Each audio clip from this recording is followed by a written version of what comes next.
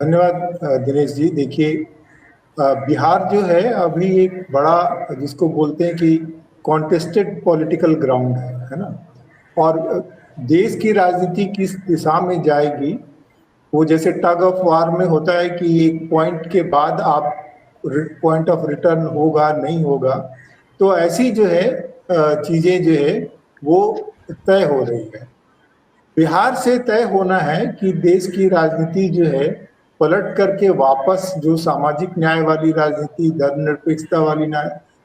राजनीति, सामूहिकता वाली राजनीति, या फिर वो राजनीति जिसमें सही होने का प्रमाण जो है इस आधार पर होगा कि बहुसंख्यक लोगों ने इसको मान लिया है, या फिर जिसको बोलते हैं आर्थिक समृद्धि या सुशासन के आधार पर यह तय होगा कि ये जो है उचित है या नहीं उचित है। क्योंकि बिहार में जो है अभी जो पॉलिटिकल क्वेश्चंस जो है सामाजिक न्याय को लेकर के बहुत सारे अभी बचे हुए हैं, और वो लड़ाई अभी चल रही है ना। जो जो बीजेपी या जो सत्ताधारी जो केंद्र में प्रमुख पार्टी है जिसको आप मोदी शाह गठबंधन के रूप में बता रहे हैं, वो उनकी जो खास बात ये है कि वो अपने पॉलिटिकल मैनेजमेंट के जरिए, चुनावी राजनीति के जरिए जो है बहुत सारी लड़ाइयां जीतते रहे। बिहार में आकर के जो है उनकी ये लड़ाई जो है वो कमजोर हो जाती है, क्योंकि यहाँ जिस तरह के जो राजनीतिक जागरूकता लोगों के अंदर में है, और जिस ढंग से बिहार ने अतीत में भी लड़ाइयां लड़ी है राजनीतिक परिवर्तन की। देखिए, आपने इमरजेंसी का जिक्र किया, इमरजेंसी के दौर करके उस समय में विरोध की चिंगारी जो है वो नवनिर्माण आंदोलन गुजरात से शुरू हुआ था, लेकिन उस आंदोलन की लीड फिर बिहार ने पकड़ी, और फिर जेपी के माध्यम से ये पूरे देश में जो है एक बदलाव आया। बिहार में हम देख रहे हैं कि जो प्रतिरोधक राजनीतिक आंदोलन है उनका कन्वर्जेंस हो रहा है, और वो जिसको बोलते हैं इन सिंक हो करके एक साथ मिलकर के काम कर रहे हैं। और कल जो बहुत चतुराई पूर्वक जिस ढंग से ट्रेड यूनियन आंदोलन और ये इलेक्शन में मतदाता वोटर प्रमाण पत्र को लेकर के जिस तरह की ये चीजें चल रही है, उसके खिलाफ जो आंदोलन और उसका जो जन समर्थन मिला, वो इस बात की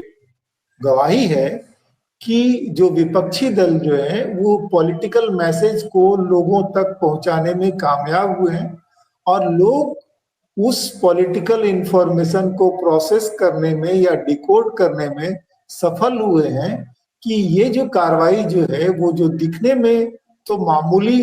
चुनावी प्रबंधन का मामला लग रहा है, पर दरअसल में जो है ये सत्ता को अपने पास किसी भी कीमत पर रखने की लड़ाई है। और इस ढंग से उनको जो है एक ऐसे वर्ग को जो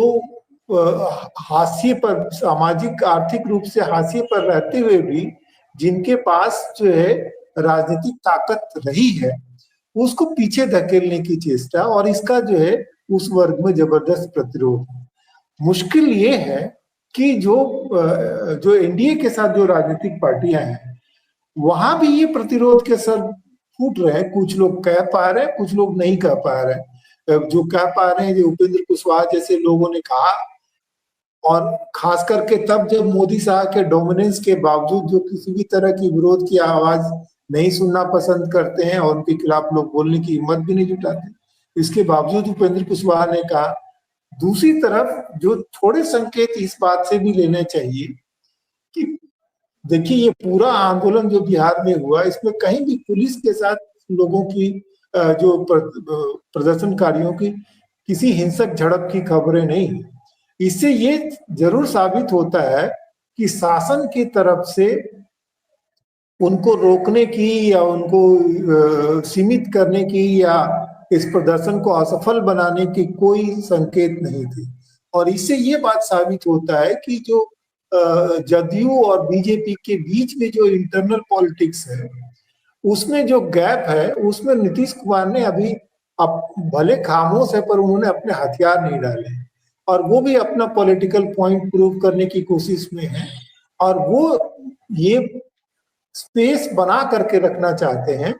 कि जो जदयू का जो चरित्र है वो पूरी तरह से सामाजिक न्याय की जो लकीर है उससे वो दूर नहीं जाना चाहते हैं, और जो सांप्रदायिक राजनीति वाली जो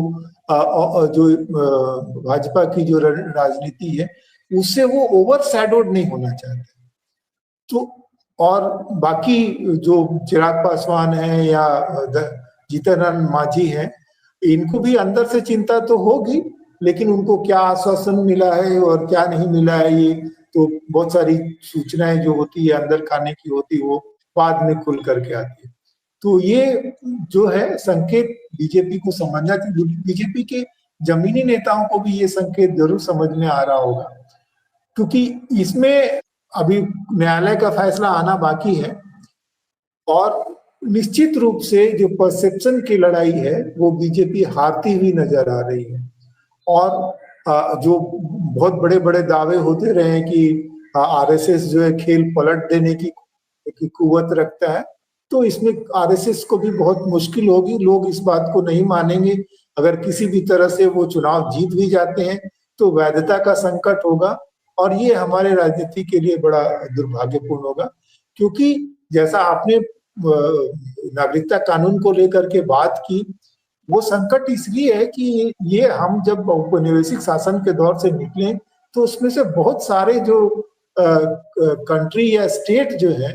वो आर्टिफिशियल पॉलिटिकल कंस्ट्रक्ट है, वो वास्तव में कंट्रीज नहीं है। तो सांस्कृतिक साझा और बहुत सारी चीजें हैं, तो उसमें भेद नहीं है। तो ये साबित करने का काम, और ये जो चुनाव वाले बात था, इसमें सरकार की अगर मंशा सही थी तो इसमें राजनीतिक पार्टियों को और जो आम जनता है उनको भागीदार बना करके ये परिवर्तन करने की कोशिश करना चाहिए, ना कि उनको जो है ये मूल रूप से ये मान लेने की जो घुसपैठी आ गए हैं और बहुत इसमें बहुत जो है धांधली होने की संभावना है। तो ये जो तर्क जो है बहुत छोटा है, और सरकार को उसमें संयम से काम लेना चाहिए था, और अगर ये संकेत नहीं सुन रहे हैं तो इससे निश्चित तौर पे आने वाले समय में नुकसान होने वाला है। दिनेश जी।